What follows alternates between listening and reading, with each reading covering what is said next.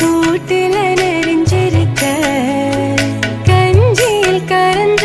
உப்பு கல்ல போல கண்ணு கூட்டில ஒளிஞ்சிருக்க நம்ம பூமி வறண்டிருக்கு ஈரம் பட்டு வாழ்க்கை நனைஞ்சிருக்கு